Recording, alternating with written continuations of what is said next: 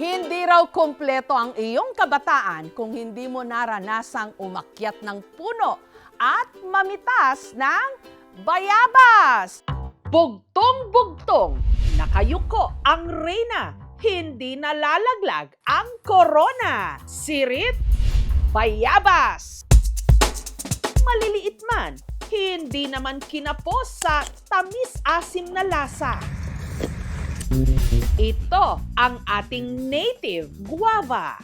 Introduce siya from tropical America.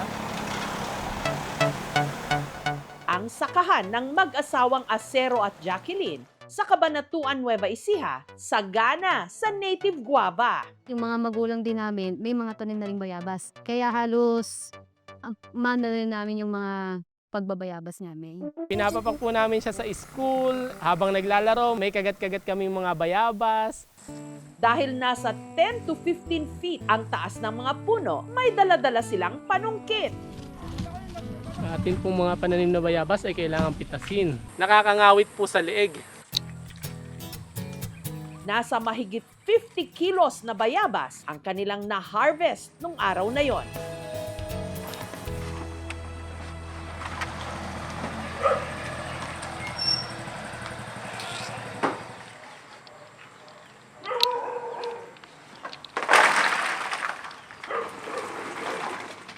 Dadating na po yung mamimili natin ng bayabas o yung tinatawag nating sakadora. Sila po ngayon yung pipili para mapili yung good na bayabas.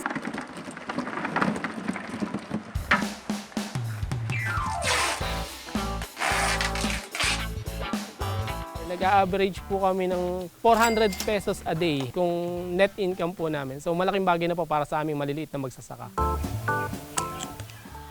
Mas masangi pong buso pero hindi masyadong magamit. Matamis na asim-asim, matapang ang lasa. Habang ang sobra, kanilang inulam. Pampaasim sa sinigang. Ito ang sinigang na baboy sa bayabas. O kung tawagin nila rito, binayabasan. Yung baboy. Ilagay natin ang native na bayabas.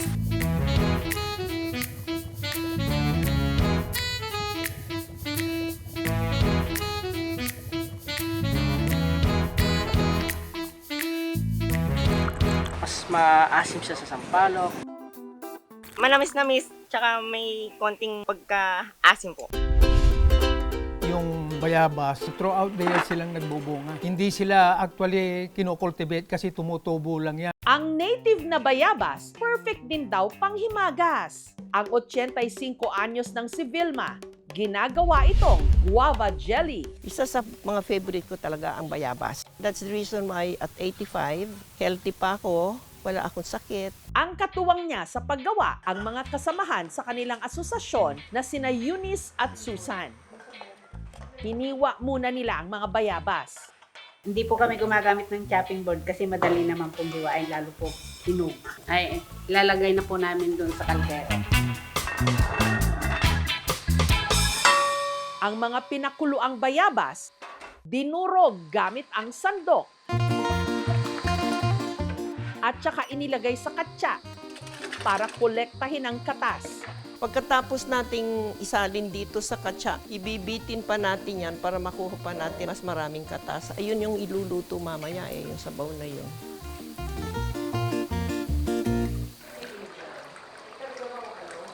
Ang naipong katas, tinimplahan ng asukal at lemon juice.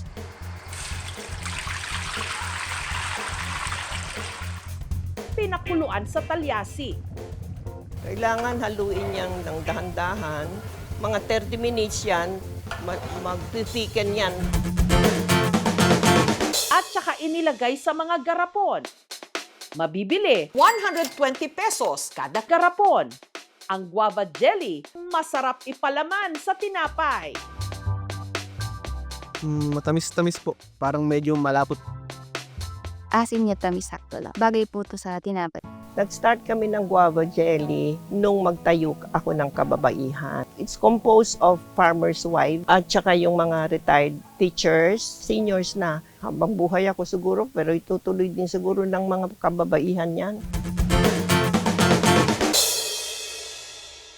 Sa 2 ektaryang farm naman na ito sa Magpet, North Cotabato, may mahigit 1,000 puno ng bayabas na ang bunga hebigat. Crunchy, parang mansanas. Kaya ang tawag nila rito, pinagsamang guava at apple. Guapol. Yung guapa galing sa Thailand, cultivar yun. So ibig sabihin, ginalaw na ng science para mas lumaki.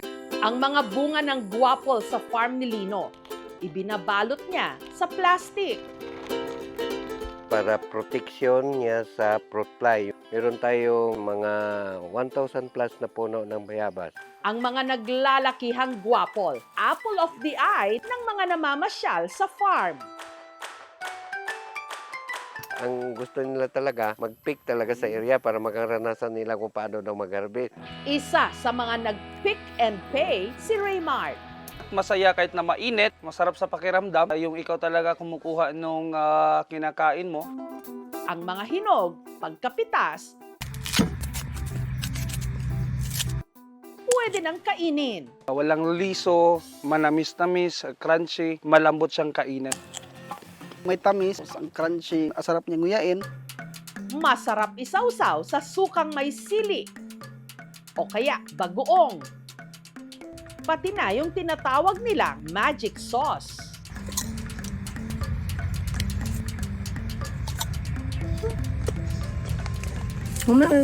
Mas mataas ang vitamin C content ng bayabas kaysa sa orange na nagpapalakas ng ating immune system.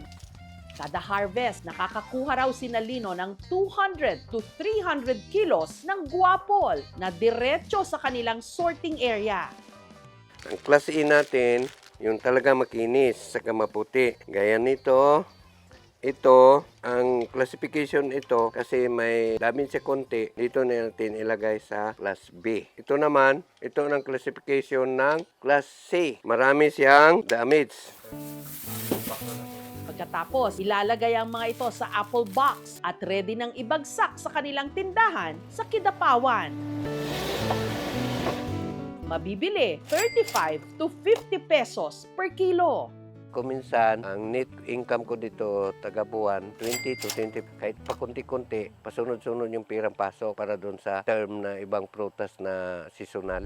Kamakailan, may naglabas ng balita o kwento na millennials na raw ang huling henerasyong nakaranas mamitas ng bayabas. Pero kung pagbabasihan ang aming nakita, hindi naman. Ang mga bata sa probinsya, alam pa rin ito. It's not too late para makilala at matikman ang bayabas. Bow!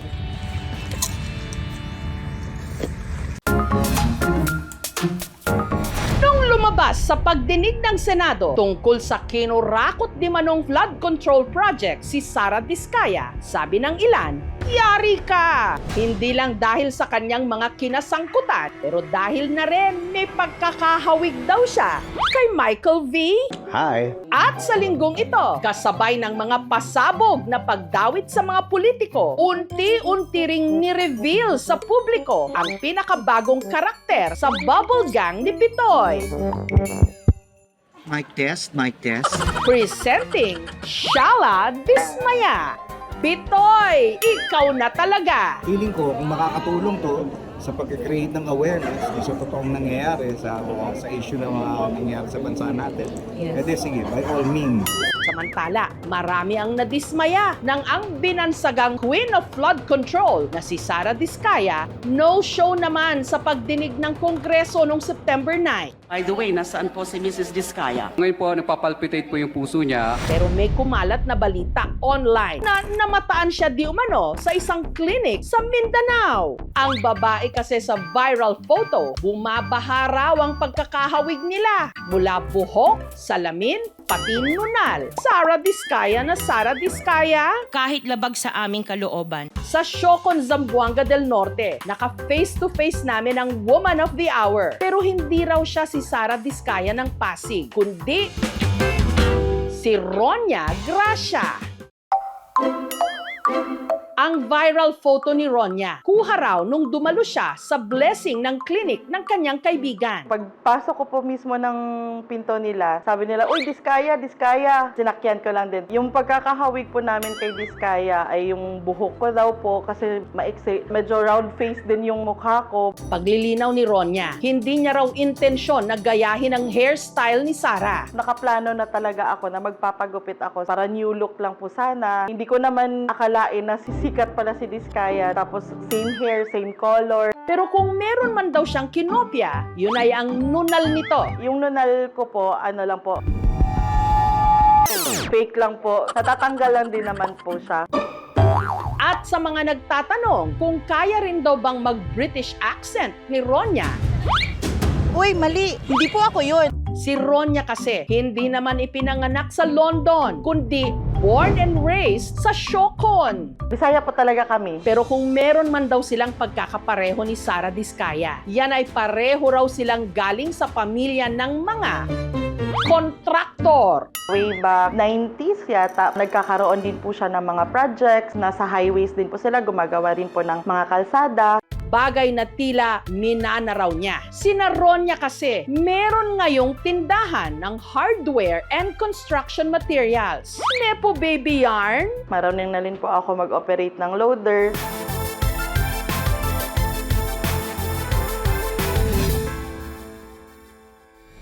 Si Ronya may hawak din daw na listahan, pero hindi ng mga nakatransaksyon niyang mga politiko. Hawak ko na ang mga listahan. Charis lang, listahan ng mga kuryente, tubig, at kung ano-ano pa. Maliban kasi sa kanilang negosyo, meron siyang sariling pizza restaurant. May kamukha ka. Uy, sino po? At dahil wala naman daw siyang itinatago, willing siyang ma-lifestyle check. Pasok po tayo dito sa bahay namin. Ito, mga garden po, ito ni Mama. Ito yung bahay namin, hardware ng parents ko. Nagsimula lang po ito nung pandemic. Dugtong-dugtong lang talaga kung kailan makakaluwag, tsaka na naman i-extend. Meron naman po kaming mga cars, pero para lang sa necessity lang namin. E ano naman kaya ang say ni Ronya sa isyong kinasangkutan ng kanyang ka-look-alike? Medyo nakakadismaya. Habang panipis ng panipis yung bulsa namin, pataba ng pataba yung bulsa nila.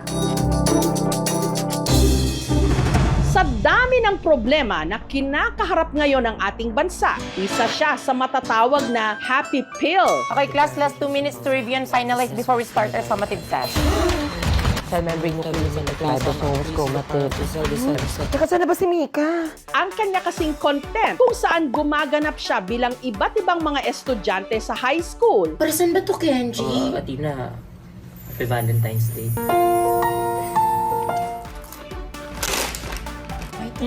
Ano yan nasa bag? Pagkain ba yan? Alam, bigat! Kanina taga! Sino naglagay naman ito sa bag ko? Bentang-benta! Siya ang content creator turned PBB celebrity collab housemate na si Esnir Ranolio. Oh, not picture!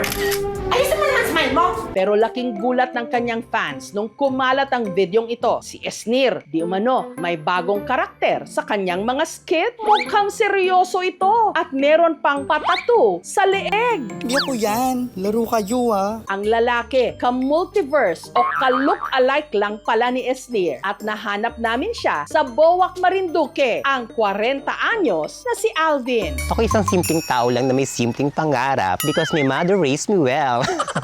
Ano raw? Si Alvin, hindi raw talaga sanay sa camera, hindi raw katulad ni Esnir. Kaya laking gulat niya nung nag-viral ang kanyang stolen video. Nakaupo ako dun sa bangko. May napansin akong isang babae dito sa pinakang nakaupo dun sa harapan ko. Yung pala, parang meron siyang ginagawa. Hawak niya yung phone niya eh. Pero ang hindi niya raw madi-deny, tila kakambal niya talaga ang content creator.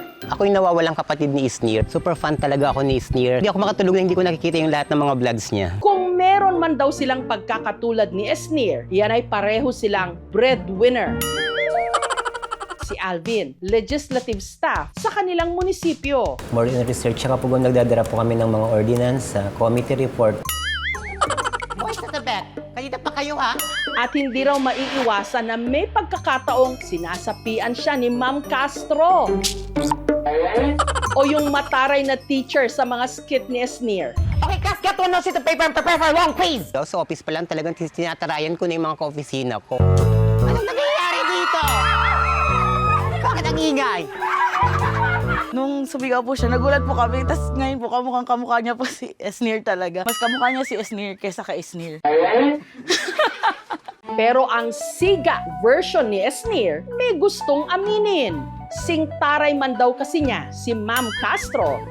Tiklop siya pag bumanat na ang nagpapatibok ng kanyang puso.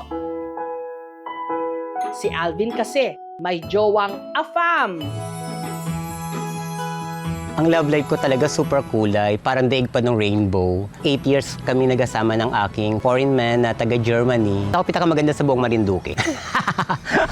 Ano kaya ang kanyang reaksyon kapag nagpadala ng mensahe ang kanyang ka-duo na si Charlie Fleming? Sir Alvin, yung long-lost duo ko. Baka palagi kayong kasama namin sa loob. No? I hope I see you very, very soon. And God bless po. Mama. Thank you sa mensahe. Sobrang dinurog niyo yung puso. Ang ka-look-alike ng mga sikat. Anong nangyayari dito? Double the trouble, double the fun. Thank you for watching, mga kapuso. Kung nagustuhan niyo po ang videong ito, subscribe na sa GMA Public Affairs YouTube channel. And don't forget to hit the bell button for our latest updates.